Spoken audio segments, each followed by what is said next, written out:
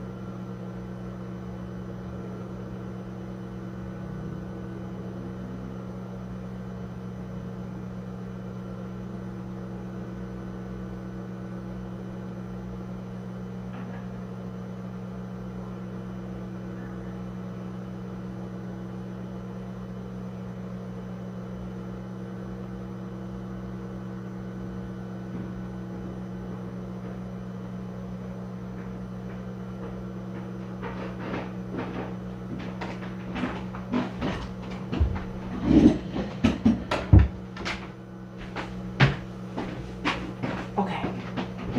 Okay, I'm back.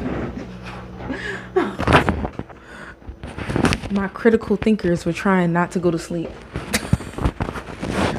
Yes, they do have honor roll. I have a comment from Wagon Dragon, you too. Hey, so happy to see you. So let me keep going. Where am I at?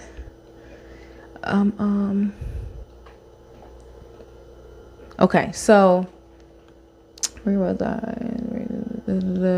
Oh, so this is the example that the author gave. It says, I am amazed. Did I put it in the chat? I need to put it back in. So the article is in the description. If you haven't seen it yet, I'm going to put it back there again because this is my second live because the other one basically dropped. So I'm going to put it in there again. So you'll be able to look at it while I go over it. Let me copy it now.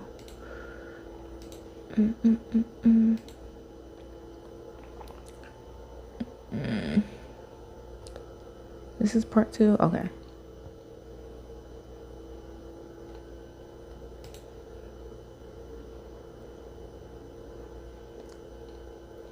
Okay. Let me hurry up. I'm moving slow.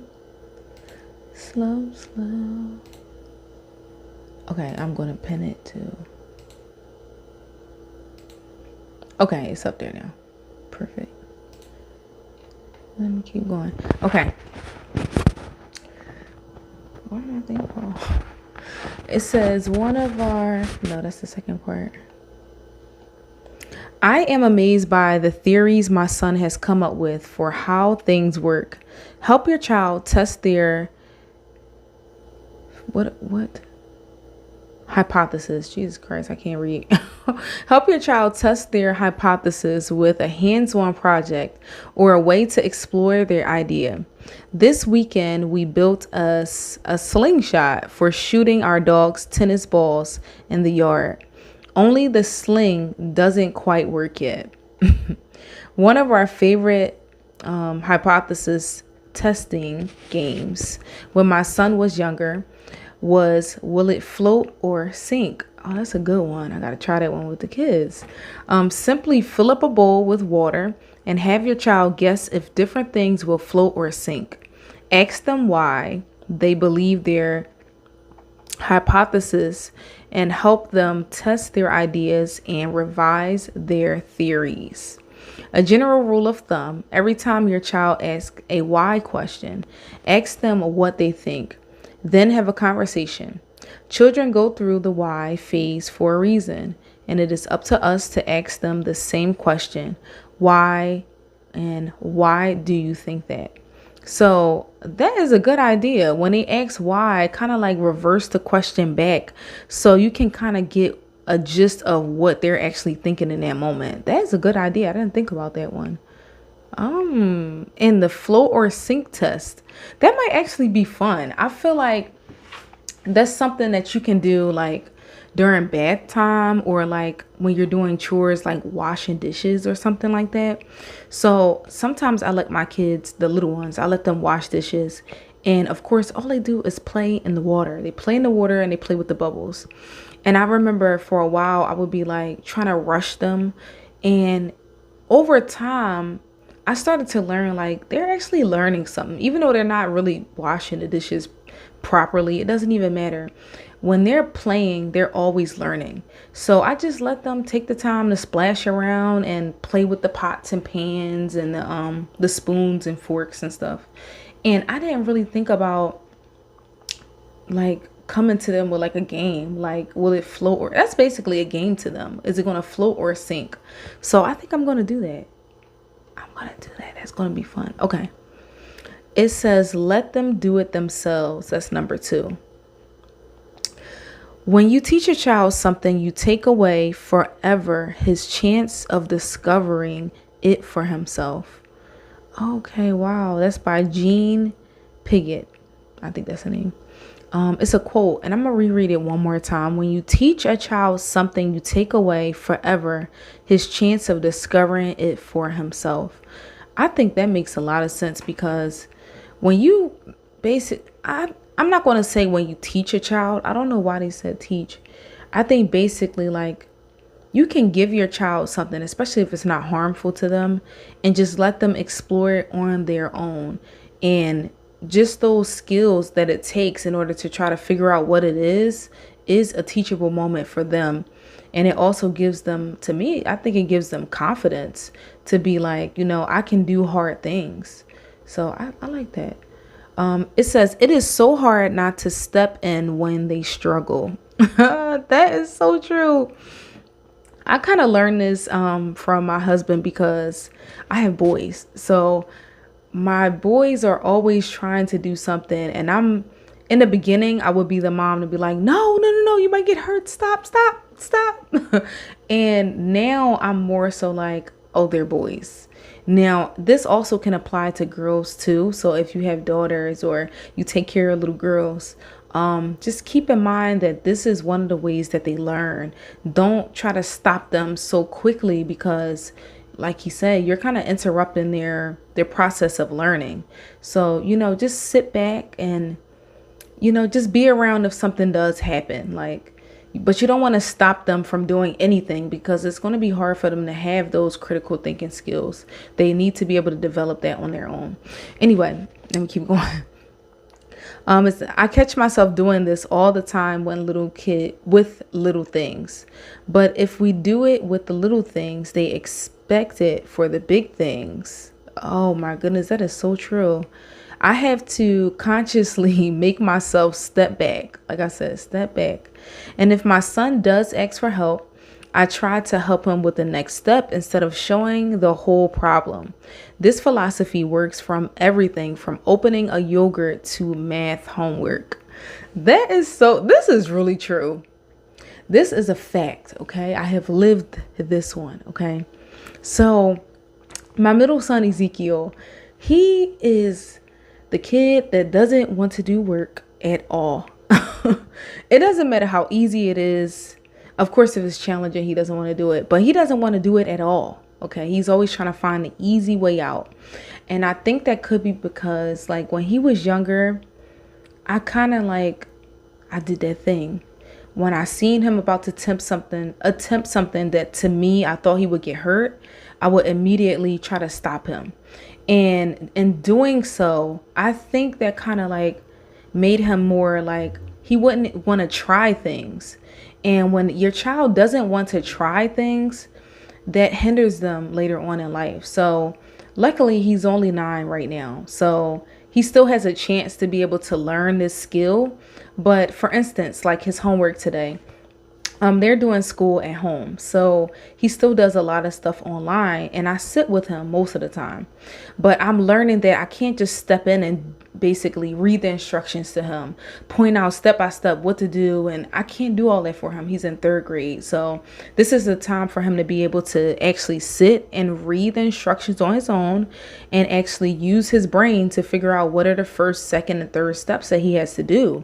So what I used to do when I started this is that I would take the paper, I would read the instructions, I will point out, do this, this, this, and this. And I would be so detailed when I really wasn't supposed to be doing that. So now it's one thing I'm kind of struggling with him, where he'll have a sheet of paper in front of him that is, the work he has to do. And he'll look at it and he won't even read the instructions. He'll just say, Mom, what do I have to do? And I'm like, I want to just say from the gate, did you read the instructions? But instead of saying that, I say, well, when you get any sort of homework, what does it have on it? And he'll say, oh, it has instructions. And I say, okay. And I'll walk away, because that implies you need to read the instructions. But I won't say it, because to me, that's like giving him the answers. So I won't even say it. I'll just go and just, give him a little hint and walk away. And that actually has been making him, instead of calling me right away, he'll look over the instructions. And if he doesn't understand a word, then he'll call me for help. And even then, I'll make him sound out the word instead of just telling him what it says. So I'm always constantly making him work for the answer. And sometimes he gets frustrated, but I'm learning the more and more that I do that, I'm noticing his critical thinking muscles they're growing. Thank you all for coming. I see there's more people that came in. When you come in, please hit the like button. It really does help my channel. And when you do hit the like button, other people are able to see that this stream or any of the other streams that I make, the information is valuable, and it might go across the algorithm and other people might see it. So that's a way to help my channel as well too. Okay, so I'm going to keep going. So number 3 is to encourage thinking in different ways. And I like this one. It says, when your child is stuck on a problem, suggest other ways of thinking about it.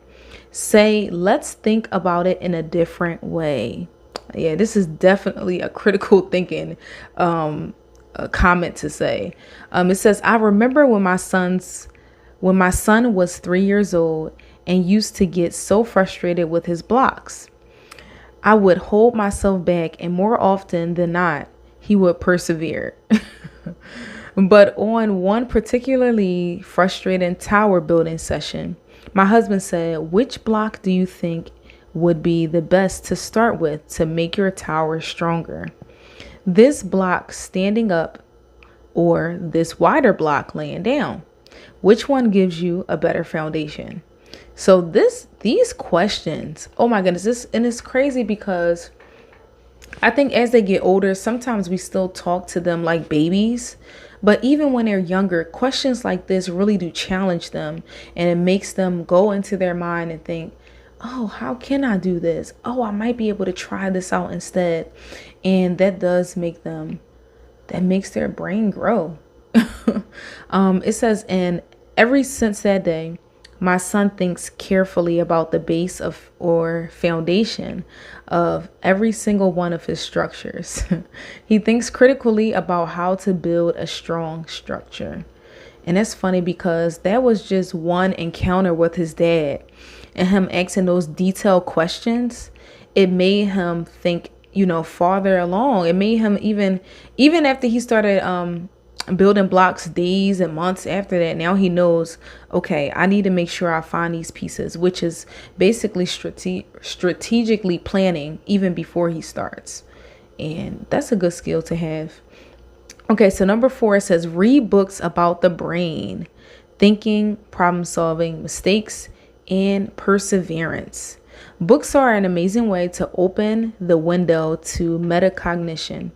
Any book that shows what the character is thinking or goes through the process of solving a problem, ideally in a unique way, will make an impression on your child and promote critical and innovative thinking.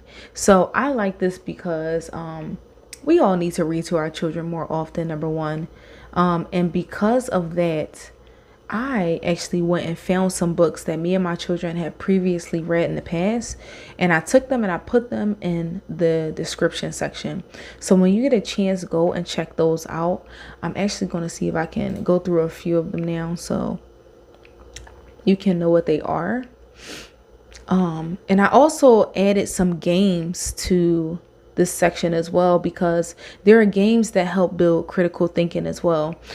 So one of them, which is our favorite right now, is Pictionary. We love Pictionary because I have 4 artists in the house. Okay. All 4 of the people in this house, besides myself, but all 3 of my children have inherited the art skill from their father. Their father is really good at drawing, and it's one of the things that kind of like drew me to him, is because he was always so dedicated in his work.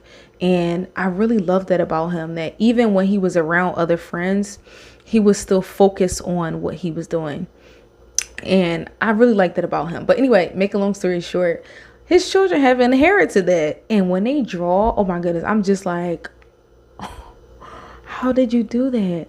And like Eli, Ezekiel, and Emmanuel, they always have an elaborate story of how they came up with whatever the drawing is. And I think it's just so amazing to see them really really focusing on something. I think when children are able to focus on something they enjoy, that actually can also give them a longer attention span. And we need all our kids to have a longer attention span. The next game I have is Jenga. Jenga is another one because when you are playing, you have to be strategic with what block you pull out. And you also have to really examine the structure before you pull one of the blocks out, because of course the whole entire structure can fall. So that's another one. Checkers, because you have to think 2, 3, 4 steps ahead before you can even make a move, or you'll lose the game. Connect 4 is the same exact thing. And a lot of these games are basic. You might even have them in your house already. So just blow the dust off of them and start playing them, because these games actually do make your children smarter. And then the books I have. So my favorite one so far is Going Places, and this is the one we actually have in our library right now. Going Places. We've had this book for a long time. I think I've read it 2 or 3 times. It said, and what I wrote was this one we currently have in our library. As I type. In this story, Maya enters a go-kart competition and has to create a winning vehicle out of one of the identical kits given to all contestants. Of course, Maya doesn't think inside the box she's given. This is another fun story with a great lesson. So basically, any story where the child has to come up with some sort of plan in order to solve a problem is a book that's going to promote critical thinking for your child. So when you go to the library, I don't know if you're going to the library, but I feel like every family should at least be visiting a library at least twice a month.